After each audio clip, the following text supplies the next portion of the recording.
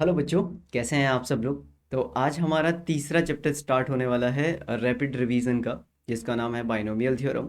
तो binomial theorem देखो अपने आप में एक काफ़ी अच्छा चैप्टर मत बोल सकते हो आप इसे, क्योंकि एक तो इससे रिलेटेड क्वेश्चंस जो है ना वो हर बार जेई में आते ही आते हैं, हर बार। ठीक है, बाकी के चैप्टर्स में भी ये यूज़ होता है फ्रिक्वेंटली। ठीक है। और क्वेश्चन तो आता ही है, आप पिछले जेई मेन के क्वेश्चन उठा के देख लो, हर बार सीरीज़ का क्वेश्चन, या फिर आपका इंडिपेंडेंट ऑफ एक्स या कोफिशिएंट ऑफ एक्स वाला क्वेश्चन, या फिर आपको मिल जाएगा इसके अंदर किसी नंबर को अगर किसी से डिवाइड किया है तो रिमाइंडर कितना आएगा। इस टाइप के क्वेश्चन आपको देखने को मिलते रहेंगे। अब क्योंकि हमें तो पूरा ही चैप्टर पढ़ना है, तो हम शुरू से लेके एंड तक इसको पूरा फिनिश करेंगे। और क्योंकि ये रैपिड रिवीजन है, तो इसमें जल्दी से जल्दी कोशिश करेंगे कि चैप्टर आपका पूरा रिवाइज हो जाए। क्लियर। तो फटाफट से चलेंगे, जिन चीज़ों की ज़रूरत होती जाएगी वहाँ पे मैं थोड़ा ज़्यादा फोर्स फुली आपको बताऊंगा कि इसको थोड़ा याद रखिएगा। ठीक है। जो छोटी मोटी चीज़ें हैं उस पर हम जल्दी निकल जाएंगे। ओके। तो चलो स्टार्ट करते हैं बाइनोमियल एक्सप्रेशन। सबसे पहले हम बात करते हैं बाइनोमियल एक्सप्रेशन की। बाइनोमियल एक्सप्रेशन क्या होता है, सबको पता है। बाइनोमियल मीन्स जिसके अंदर टू डिफरेंट टर्म्स होते हैं, उस तरह का एक्सप्रेशन। जैसे कि आप x प्लस ए देखो, आप 4x प्लस 3y देखो, आप 2x माइनस 4/y देखो। आपके पास दो टर्म है, आपके पास दो डिफरेंट टर्म है, x और a दो डिफरेंट टर्म हो गए। x 4x प्लस 3y आपके पास दो डिफरेंट टर्म हो गए। तो इस तरह के दो डिफरेंट टर्म का एक्सप्रेशन आपका क्या कहलाता है, बाइनोमियल एक्सप्रेशन कहलाता है। क्लियर। अब हम बात करते हैं बाइनोमियल थ्योरम के बारे में। बाइनोमियल थ्योरम क्या हो जाएगी, तो binomial theorem, this theorem gives a formula by which any power of a binomial expression, any power of a binomial expression can be expanded, can be expanded. Clear. अब जैसे आपने इस पे पावर रख दी 4, पावर रख दी 7, पावर रख दी 8, power रख दी कुछ भी आपने पावर रख दी, इवन पावर आपने √2 रख दी। अगर कोई भी अगर आपने पावर रख दी किसी भी बाइनोमियल एक्सप्रेशन पर, उसको किस तरीके से एक्सपेंड करना है, ये जो फॉर्मूला था, ये आपका कहलाता है आपका बाइनोमियल थ्योरम। आपको जान के अच्छा लगेगा कि ये है न्यूटन की मेहरबानी है। यहाँ पे भी आपके न्यूटन साहब, आपके फिजिक्स में तो आपके ये न्यूटन साहब घुसे ही हुए हैं हर जगह, और यहाँ पे भी हैं ये। तो ये भी आपकी क्या है, न्यूटन की मेहरबानी है।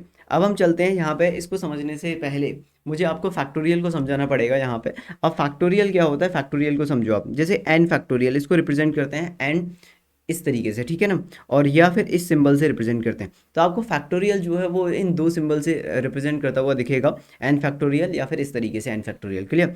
एन फैक्टोरियल का मतलब क्या होता है, अब जैसे यहाँ पे एन फैक्टोरियल लिखा है, इसका मतलब होता है N, n-1, n-2, n-3, n-4 and so on 3 2 1। Clear. यानी कि आपके पास जो भी नंबर है उसको आपने मल्टीप्लाई करना है अप टू 1 तक। क्लियर।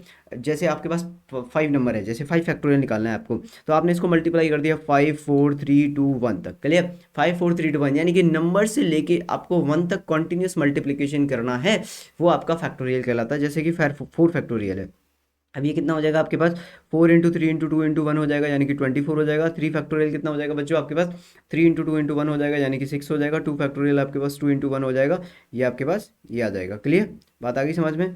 तो ये आपके पास क्या होता है, ये आपके पास यहाँ पे आपका फैक्टोरियल आ गया। क्लियर। 1 फैक्टोरियल, 2 फैक्टोरियल, इस तरीके से ये रहेगा। ओके। अब हम बात करते हैं जीरो फैक्टोरियल की।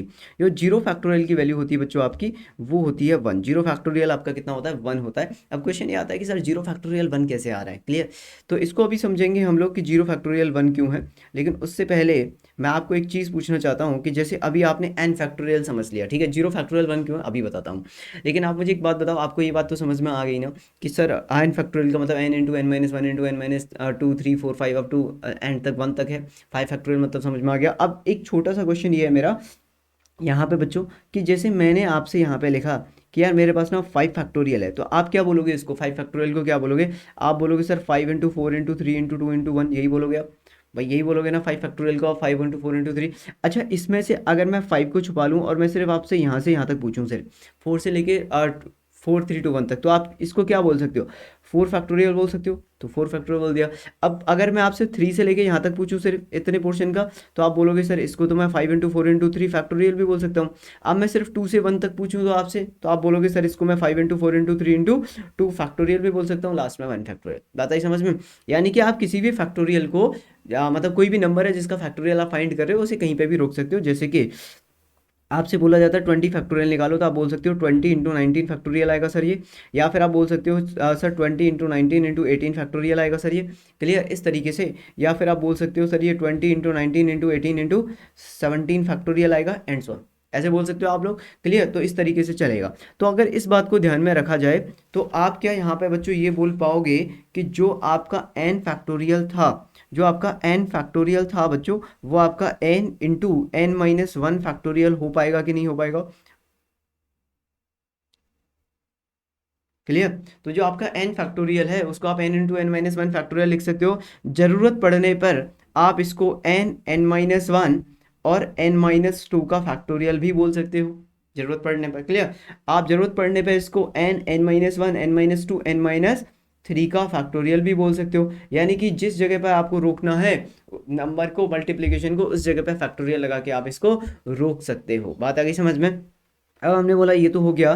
तो अब हम बात कर लेते हैं कि जीरो फैक्टोरियल आपका वन क्यों होता है। इस पे आ जाते हैं अब हम। तो जीरो फैक्टोरियल आपका वन क्यों होता है, अगर इसकी मैं बात करूं तो मैं आपसे ये बोलूँगा कि यार इसमें ना एक बात बताइए आप, कि अगर आप यहाँ पे n की वैल्यू, अगर आप n की वैल्यू वन रख देते हो बच्चों, तो ये one factorial is equals to one, और वन माइनस वन फैक्टोरियल हो जाएगा। One factorial one equals to one, और ये आपके पास हो जाएगा जीरो फैक्टोरियल। तो जीरो फैक्टोरियल आपके पास कितना आ जाएगा? वन। इसे प्रूव करने का एक और तरीका है जो मैं आपको बाद में बताऊंगा, बाइनोमियल कोफिशिएंट से किस तरीके से करते हैं एनसीआर से। लेकिन अभी जीरो फैक्टोरियल आपके पास कितना हो गया? वन आ गया। क्लियर, बात आ गई समझ में आपको? ये रहेगी। अब देखो यहाँ पे नोट करके ना एक चीज़ और लिख लो आप, कि जो एन फैक्टोरियल है, N factorial is defined, only for n belongs to, only for whole numbers, n belongs to whole number. ये सिर्फ आपका होल नंबर के लिए डिफाइन होता है, बाकी किसी के लिए भी ये डिफाइन नहीं होगा। यानी कि अगर आपसे कोई कल को ये बोल देता है कि आप मुझे माइनस टू का फैक्टोरियल बता दो, तो ये आपका नहीं डिफाइन होगा। अगर कोई बोलता है माइनस थ्री बाई टू का फैक्टोरियल बता दो, तो ये भी डिफाइन नहीं होगा। रूट टू का फैक्टोरियल बता दो, ये भी आपका डिफाइन नहीं होगा। क्लियर। सेवन बाई थ्री का फैक्टोरियल बता दो, ये भी डिफाइन नहीं होगा। क्लियर। तो ये फैक्टोरियल जो है सिर्फ होल नंबर का होता है, zero one two three four, zero and natural number. Clear, बात आ गई समझ में आपको? तो ये हो गया बच्चों। अब हम बात करते हैं इसके ऊपर कुछ क्वेश्चंस हैं वो कर लेते हैं। तो मैं डायरेक्ट ही कुछ थोड़े से ठीक ठाक क्वेश्चन लेके आया हूँ आप लोगों के लिए। तो जैसे कि पहला क्वेश्चन है आपके पास, find the unit digit of one factorial, two factorial, three factorial, four factorial up to 10 factorial. अब इसके अंदर आप इसे पॉज करके मुझे बताइए यूनिट डिजिट क्या आएगा। जब आप इस पूरे को सॉल्व करेंगे तो क्या आएगा? देखो जेई का क्वेश्चन कभी भी आपसे बहुत ज़्यादा हार्डवर्क नहीं कर पाता है। वो मतलब ये नहीं चाहेंगे कि आप बहुत ज़्यादा हार्डवर्क करें, अब इतनी मेहनत करें कि मतलब सामने वाले के बेचारे के आंसू आ जाएं, वाह भाई कितना हार्ड वर्किंग बच्चा है यार, ये कितना मेहनत कर रहा है। ठीक है ना, आपको स्मार्ट वर्क करना होता है, आपको सोचना होता है चीज़ों को। आप स्मार्टली चीज़ों को सोचो, अपने ब्रेन को इस तरीके से एक्टिव करो कि वो ना चीज़ों को ढंग से सोचे। ज़्यादा हार्ड वर्किंग मतलब क्वेश्चन करने में बस लगे जा रहे हैं, लगे जा रहे हैं, लगे जा रहे हैं, नहीं नहीं नहीं नहीं, सोचो, थोड़ा सा सोचो, है ना। ठीक है। तो अगर मैं इसके बारे में बात करूं बच्चों, तो यहाँ पे मेरे पास हो जाएगा ये। अब देखो one factorial, two factorial, four factorial, five factorial. जैसे ही हम फाइव फैक्टोरियल लिखते हैं तो फाइव फैक्टोरियल की वैल्यू 120 आ जाती है, यानी कि 120 है। अब देखो सिक्स फैक्टोरियल में फाइव फैक्टोरियल तो आता ही है, सिक्स इंटू फाइव फैक्टोरियल होता है। यानी कि अगर आप इसे भी सॉल्व करोगे तो ये भी आपका कितना हो जाएगा? 720 हो जाएगा, यानी कि यहाँ पे भी जीरो आएगा। फाइव फैक्टोरियल के बाद में जितने भी नंबर्स हैं उन सब के अंदर बच्चों जीरो आने वाला है। तो सेवन फैक्टोरियल को भी जब आप सॉल्व करोगे तो यूनिट डिजिट पे जीरो आ रहा होगा। एट फैक्टोरियल को भी सॉल्व करोगे तो यूनिट डिजिट पे जीरो आ रहा होगा। और नाइन फैक्टोरियल भी यूनिट डिजिट पे जीरो आएगा। टेन फैक्टोरियल भी यूनिट डिजिट पे जीरो आएगा। यानी कि यूनिट डिजिट के लिए अब रिस्पॉन्सिबल हो गए one two four factorial. One factorial one होता है, ये आपका टू होता है, ये आपका कितना हो जाएगा? सिक्स हो जाएगा, ये आपका 24 हो जाएगा। टेन थर्टीन, तो इसका यूनिट डिजिट कितना आ रहा है आपका? थ्री आ रहा है यूनिट डिजिट पे। ठीक है, इसका सम कितना हो जाएगा? Four thirteen, thirteen 33। क्लियर, 33 हो रहा है, 10 और 3 13 और दो लिखती। ठीक है, 33 हो गया। 33 के बाद जो भी नंबर रहा होगा आपका उसमें जीरो आ रहा होगा, तो यूनिट डिजिट पे आपका थ्री आ जाएगा। तो three will be the right answer. तो यही आपका आंसर होगा। यूनिट डिजिट पे कितना आएगा? थ्री आएगा इसके अंदर। Next question is find the sum of the series. ये भी बहुत बढ़िया क्वेश्चन है। Find the sum of the series up to N factorial, N into N factorial. Clear. अब इसमें जब भी हम सीरीज का सम क्वेश्चन सॉल्व करते हैं, आप लोगों ने तो सीक्वेंशियल सीरीज पढ़ भी लिया है, तो सबसे पहले हमारा काम होता है बच्चों जनरल टर्म लिखना। ये तो कभी भूलना ही नहीं आप, कि सबसे पहले अपने को जनरल टर्म लिखना है। ठीक है, कुछ आए ना आए जनरल टर्म तो लिख ही देंगे अपन, इस बात की तो संतुष्टि रहेगी। तो जनरल टर्म अगर आपने लिख दिया तो टी आर प्लस वन, या जो भी टर्म आप मानना चाहते हो, वो कितना आ जाएगा आपके पास? टी आर प्लस वन एथ या टी आर एथ टर्म कितना आ जाएगा आपके पास, आर इंटू आर फैक्टोरियल आ जाएगा बच्चों, मानते हो ये बात। तो आपके पास जो समेशन आएगा वो summation from are equals to 1 to n r into are factorial आ जाएगा। जब भी मेरे पास इस तरह का क्वेश्चन आता है तो मेरे दिमाग में डिफरेंस जाता है कि मुझे बीच में डिफरेंस क्रिएट करना है, तभी चीज़ों को ऐड करना थोड़ा आसान होगा। तो मैंने क्या किया, यहाँ पे आर इक्वल्स टू 1 से एन था, ये यहाँ पे आर प्लस वन किया और माइनस वन किया और यहाँ पे आर फैक्टोरियल कर दिया। अब इसको आप ऐसे लिख सकते हो, R plus one into are factorial minus का आर फैक्टोरियल समेशन लगा के। अब आप इसको अलग अलग कर सकते हो बच्चों, ये हो जाएगा आपके पास आर प्लस वन फैक्टोरियल का summation minus are factorial from are equals to 1 to N. अब आप इसमें वैल्यूज उठा के रख दीजिए यहाँ पे, तो वैल्यूज उठा के रखेंगे तो आप कितना आ जाएगा, आर इक्वल्स टू वन रखो पहले आप, तो वन रखने पर टू फैक्टोरियल माइनस का वन फैक्टोरियल आ रहा है, फिर आप टू रखो बच्चों, ये आ रहा है थ्री फैक्टोरियल माइनस का टू फैक्टोरियल, फिर आप लिखेंगे तो फोर फैक्टोरियल माइनस का थ्री फैक्टोरियल आ जाएगा, फिर आप करेंगे तो ये फाइव फैक्टोरियल माइनस का फोर फैक्टोरियल आ जाएगा, एंड सो ऑन। यहाँ पे लास्ट में आ जाएगा N plus one factorial minus का एन फैक्टोरियल, इससे पहले N factorial minus N minus one का फैक्टोरियल आ रहा होगा, एंड सो ऑन। अब आप इसे, अगर आप इसे काटना चाहेंगे तो ये कैसे कटेगा, देखो टू फैक्टोरियल से टू फैक्टोरियल कट गया, थ्री फैक्टोरियल से थ्री फैक्टोरियल, फोर फैक्टोरियल से फोर फैक्टोरियल, फाइव से five, N minus one, N से एन, एन माइनस वन से एन माइनस वन कट रहा होगा।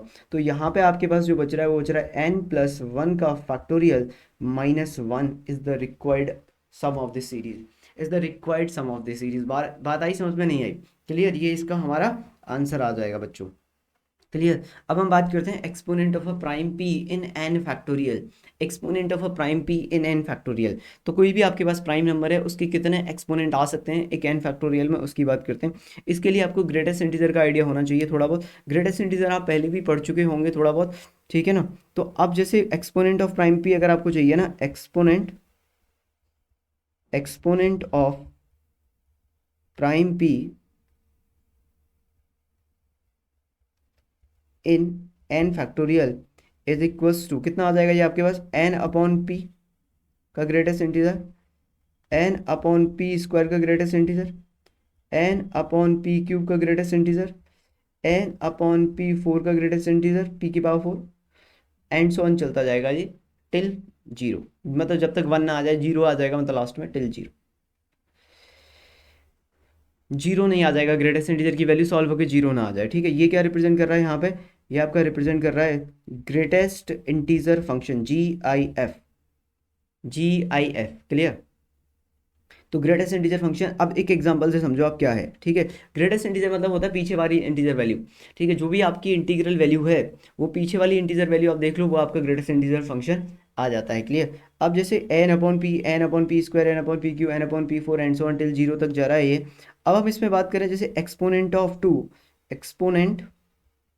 Exponent of two in 10 factorial, ये क्वेश्चन ले लिया बच्चों मैंने बहुत आसान सा समझाने के लिए। अच्छा, ये सिर्फ प्राइम के लिए ही वैलिड है, अगर प्राइम नंबर के अलावा कुछ है तो ये वैलिड नहीं है। तो अगर आपका प्राइम नंबर है तभी ये काम करेगा, अदरवाइज नहीं काम करेगा। तो अब मैं बात करता हूँ exponent of two in 10 factorial कितना आएगा। तो इसके सॉल्यूशन को अगर हम लिखें तो ये आपके पास आ जाएगा 10 अपॉन टू का greatest integer plus 10 upon two square का greatest integer plus 10 upon two cube का ग्रेटेस्ट इंटीजर। जैसे ही डिनोमिनेटर आपका न्यूमरेटर से बड़ा हो जाए तभी रुक जाना, जैसे 10 अपॉन टू के बाद फोर, बस आगे लिखने की जरूरत नहीं क्योंकि आगे सबका आंसर जीरो ही आने वाला है। ये आ गया 5 आपके पास, ये कितना आ जाएगा 8/4, 8/4 इस 2 पॉइंट समथिंग होता है ना कुछ, 8/4 कितना हो जाएगा 2 पॉइंट समथिंग, तो 2 पॉइंट समथिंग का ग्रेटेस्ट इंटीजर 2 आता है बच्चों।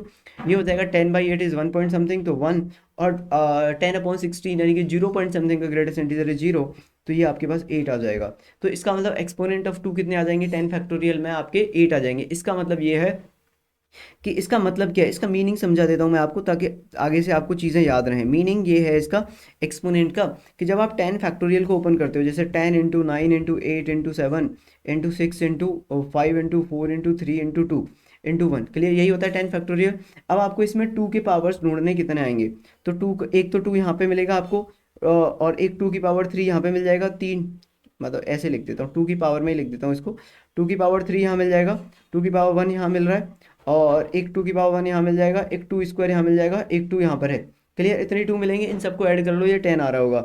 तो 1 देखो 1 प्लस 3 प्लस 1 प्लस 2 प्लस 1, ठीक है ना, कितना आ रहा है 5 और 3 8, तो 2 की पावर 8 इसमें आ सकते हैं मैक्सिमम। क्लियर। तो ये आपका एक्सपोनेंट हो गया। इसी तरह 3 का एक्सपोनेंट निकल जाएगा, इसी तरह 4 का। तो अब जैसे अगला क्वेश्चन है मेरा कि exponent of find the exponent of 3 and 10 factorial. ये कितना आएगा, find the exponent of 3 and 10 factorial. ठीक है, तो इसको अगर हम सॉल्व करेंगे तो इसमें कितना आ जाएगा, पहले वाले का आंसर 10/3 फैक्टोरियल, 3 का ग्रेटेस्ट इंटीजर, प्लस 10/3 स्क्वायर का ग्रेटेस्ट इंटीजर, प्लस 10/3 क्यूब का ग्रेटेस्ट इंटीजर। बस यहीं पर रुक जाओ आप, क्योंकि अब तो आगे ज़्यादा हो जाएगा। 10/3 इज कितना होता है, 3 पॉइंट समथिंग, यानी कि 3 पॉइंट समथिंग का ग्रेटेस्ट इंटीजर 3 आ जाएगा, प्लस ये 1 आ जाएगा, ये 0 आ जाएगा, 4। तो इसके अंदर जो 10 फैक्टोरियल के अंदर 3 के एक्सपोनेंट आते हैं वो आपके 4 आते हैं। क्लियर। दूसरा पार्ट है हमारा 5 के एक्सपोनेंट चाहिए अपने को, 5 के एक्सपोनेंट। 5 के एक्सपोनेंट 50 के अंदर, तो बच्चों ये कितना आ जाएगा, 50/5 प्लस 50/5 का स्क्वायर, प्लस 50/5 का क्यूब। 5 का क्यूब इससे बड़ा हो जाता है, बस रुक जाओ यहीं पे। 50/5 कितना हो जाएगा, 10। ये कितना हो जाएगा, 2। ये हो जाएगा 0। तो ये कितना आंसर आ जाएगा आपके पास, 12। तो 50 फैक्टोरियल के अंदर 5 के एक्सपोनेंट 12 आते हैं। क्लियर। तो ये हो गया हमारे पास यहाँ पे। बात आ गई समझ में आपको ये बात। क्लियर। अगर जैसे मान लो एग्जाम्पल के तौर पे, ये इंपॉर्टेंट चीज़ बता रहा हूँ अब आपको, एक्सपोनेंट ऑफ कितने चाहिए, 15 चाहिए। एक्सपोनेंट ऑफ 50 या 6 चाहिए 10 फैक्टोरियल में। अभी ऐसे कर लेते हैं, एक्सपोनेंट ऑफ 6 इन 10 फैक्टोरियल चाहिए। अब देखो 6 is not a prime number, 6 आपका प्राइम नंबर नहीं है, तो इसमें फॉर्मूला नहीं लगेगा, मतलब ये आपका गलत हो जाएगा। अगर आप इस तरीके से गलत करोगे,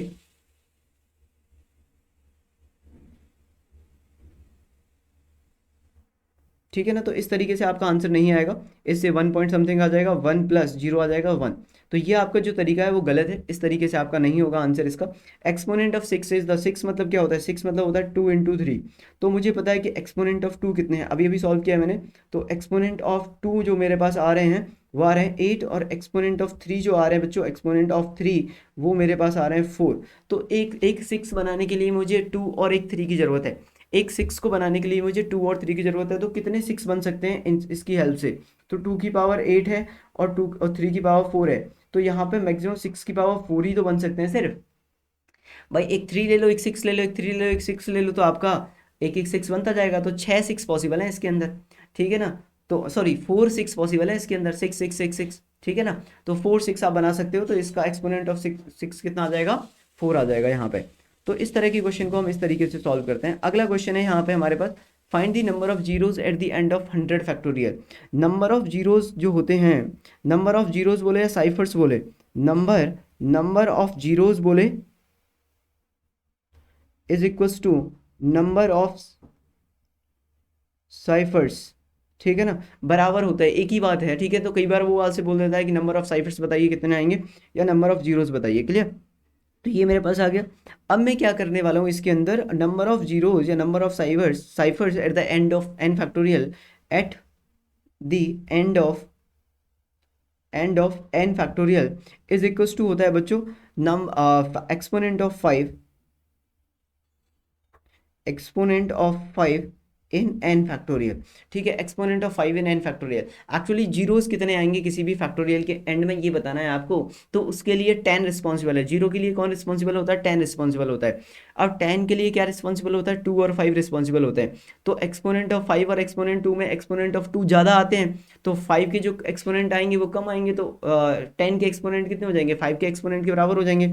तो नंबर ऑफ जीरोस जब भी बोले आपसे, तो आपको एक्सपोनेंट ऑफ 5 निकालना है, ये बात आप याद रखिए। एक्सपोनेंट ऑफ 5 जो आएगा आपका, वही आपके number of zeros at the end of the N factorial आएंगे। अब हम इसको अगर सॉल्व करें, तो 5 के एक्सपोनेंट निकालने के लिए 100/5 का ग्रेटेस्ट इंटीजर, प्लस 100/5 स्क्वायर का ग्रेटेस्ट इंटीजर आ जाएगा आपका, प्लस 100/5 क्यू। 5 क्यू इज 125 होता है। यहीं पर रुक जाओ बस, ठीक है।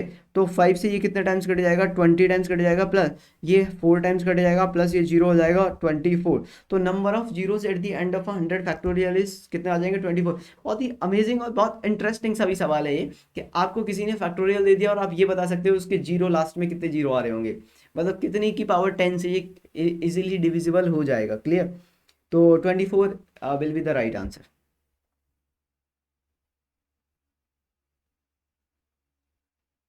ठीक है बच्चों, तो ये हमारे पास आ गया number of zeros at the end of 100 factorial. अब हम आ जाते हैं बाइनोमियल एक्सपेंशन पे। अब हम बाइनोमियल एक्सपेंशन की बात करते हैं, ठीक है ना। तो यहाँ तक आपका फैक्टोरियल का आइडिया था जो मैंने आपको दे दिया है। अब मैं आपको बताता हूँ बाइनोमियल एक्सपेंशन क्या होता है। जैसे मान लीजिए आपके पास अपना बाइनोमियल थ्योरम की अगर हम बात करें तो हमारे पास एक चीज़ होती है जैसे x प्लस ए का होल स्क्वायर है बच्चों, ठीक है। तो जैसे मैंने यहाँ पे बोला आपसे कि x प्लस ए का होल स्क्वायर लिखो आप, तो वो आप इजीली लिख देते हो। कैसे लिख देते हो? आप बोलते हो सर एक्स स्क्वायर आएगा प्लस 2ax आएगा प्लस ए स्क्वायर आएगा, ये आपका आ गया। अगर मैं आपसे बोलता हूँ x प्लस ए का क्यूब बताइए, आप तो भी बता देते हो। ए क्यूब प्लस का बी क्यूब प्लस का 3a² बी प्लस का 3ab² प्लस का ए क्यूब, ये आ जाता है आपका।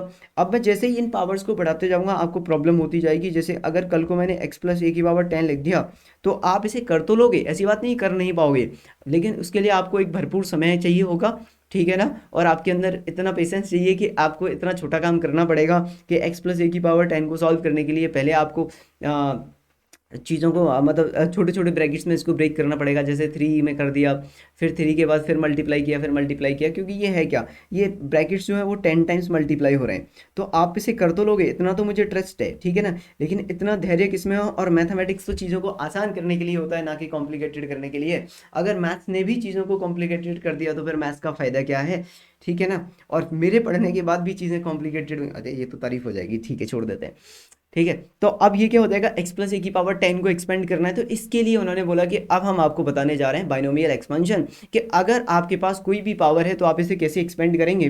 तो अब यहाँ पे उन्होंने बोला देखो, लेकिन दो चीज़ें को याद रखिएगा आप। हमने बोला कौन सी वाली दो चीज़ें याद रखनी है, कि अगर आपको जैसे a प्लस एक्स है, अगर आपको a प्लस एक्स की पावर n है, अगर आप यहाँ पे ऐसे एक्सपेंड करना चाहते हो तो इसके दो तरीके होते हैं। एक तो n बिलोंग्स टू आपका नेचुरल नंबर होता है, और एक n belongs to any index. Any index मतलब एनी पावर हो सकती है, any index not equal to natural number. इसके अलावा आप जो चाहे वो पावर ले सकते हो। एग्जाम्पल के तौर पे आप n की वैल्यू √2 ले सकते हो, आप n की वैल्यू माइनस का 1/2 ले सकते हो, आप पाई ले सकते हो, आप √3 ले सकते हो, आप √3 ले सकते हो, आप 3/2 ले सकते हो, आप जो चाहे वो पावर ले सकते हो। क्लियर? बात आ गई समझ में? तो यहाँ पे उन्होंने बोला कि दो तरीके से पढ़ेंगे अब हम इसे, n belongs to natural number के लिए और n belongs to any index के लिए, ठीक है बच्चों। तो अब इसमें पहला जो आया, पहला हम पढ़ने जा रहे हैं सबसे लास्ट में, मैं आपको पढ़ाऊंगा ये वाला, दूसरा वाला ये लास्ट में आता है। इसकी ज़रूरत आपको फिजिक्स में तो पड़ती है, यहाँ पे थोड़ा कम पड़ेगी, थोड़ा लिमिट लिमिट में भी पड़ती है, ठीक है। यहाँ पे थोड़ा कम पड़ेगी, इस चैप्टर के अंदर सबसे लास्ट वाला पार्ट ये रहेगा हमारा। तो अगर हम a प्लस एक्स की पावर n को अगर एक्सपेंड करें, मतलब यहाँ पे भी पड़ती है ज़रूरत तो खैर, ठीक है, पर मेजोरिटी में आपका n belongs to natural number ही है। तो अगर मैं इसको नेचुरल नंबर के लिए एक्सपेंड करने जा रहा हूँ तो मैं आपसे बोलूँगा कि बच्चों NC0, इसको आप फर्स्ट टर्म मान लो, इसको आप सेकेंड टर्म मान लो। क्लियर?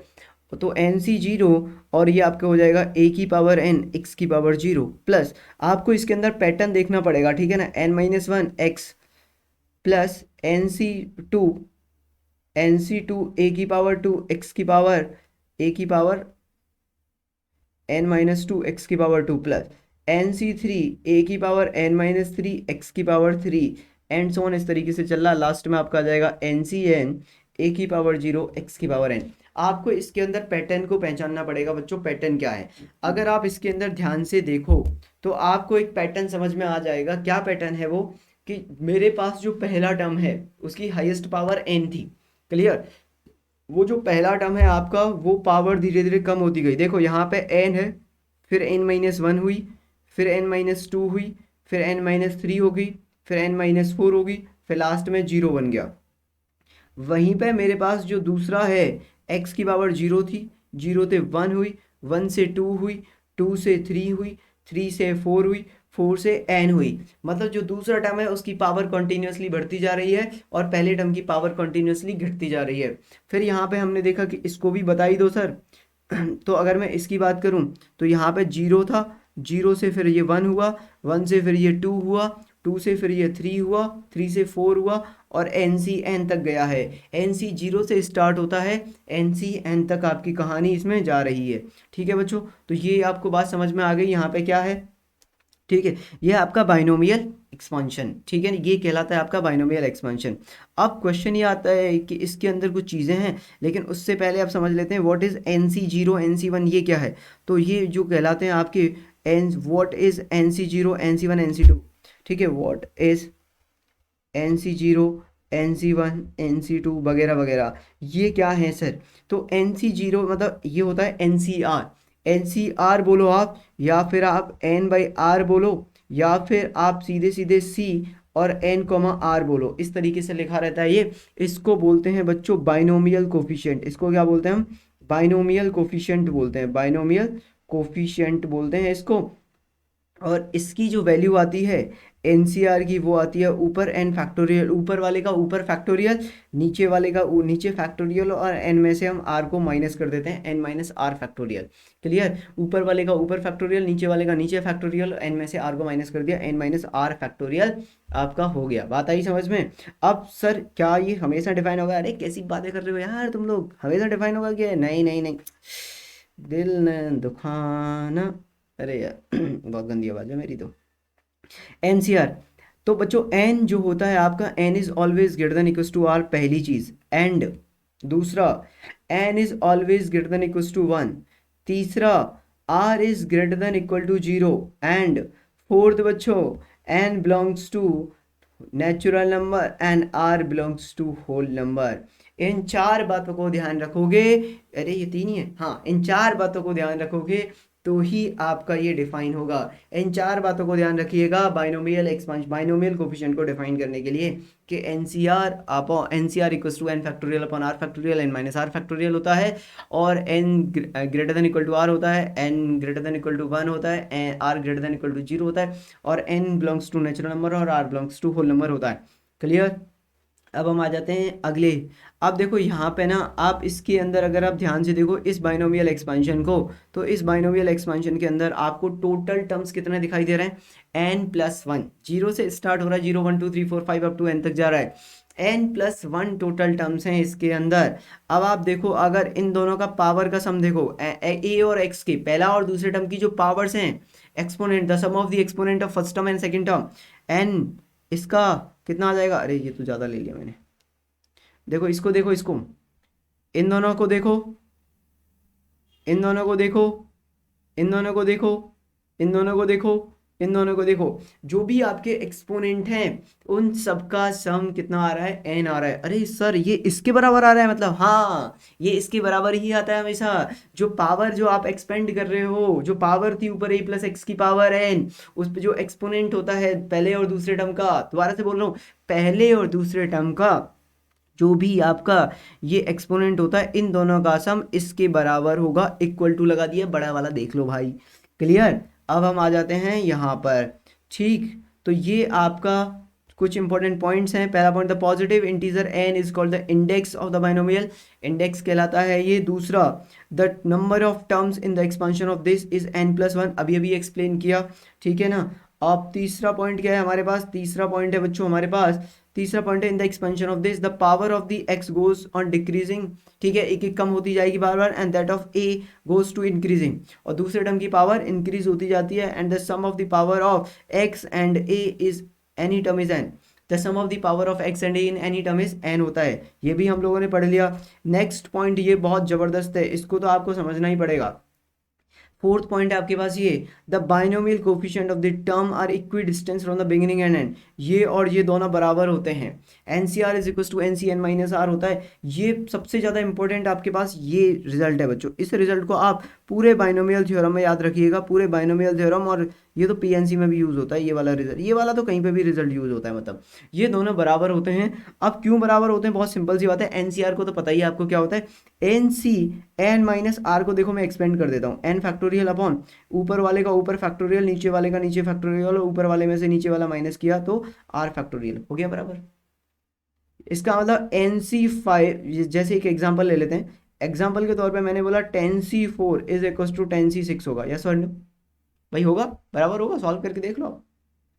ठीक है, पांचवा पॉइंट है binomial coefficient, binomial coefficient of r+1 term, ये अभी मैं बता देता हूँ आपको ये कैसे आएगा। क्लियर? तो अभी आपको चार पॉइंट समझने हैं स्टार्टिंग वाले, कि चार पॉइंट किस तरीके से हैं। और पहला तो आसान है, वो तो इंडेक्स होता ही है। दूसरा वाला मैंने बता ही दिया आपको, n+1 टर्म एक ज़्यादा होता है, जैसे अगर पावर 5 है तो टोटल टर्म्स 6 आते हैं। और ये हो भी तो रहा था यार, यहाँ पे ही देख लो आप, यहाँ पे देख लो आप, यहाँ पे क्या हो रहा था जब आप इसे सॉल्व कर रहे थे, तो यहाँ पे क्या है, इसमें 3 टर्म है, 3 पावर है यहाँ पे, तो यहाँ पे 4 टर्म है, यहाँ पे 10 पावर है तो यहाँ पे 11 टर्म आ जाएंगे टोटल। यहाँ पे 11 टर्म आ जाएंगे टोटल। तो इस तरीके से रहता है, ठीक है ना। तो जितनी पावर होती है टर्म उससे एक ज़्यादा ही आता है बच्चों। ठीक है जी।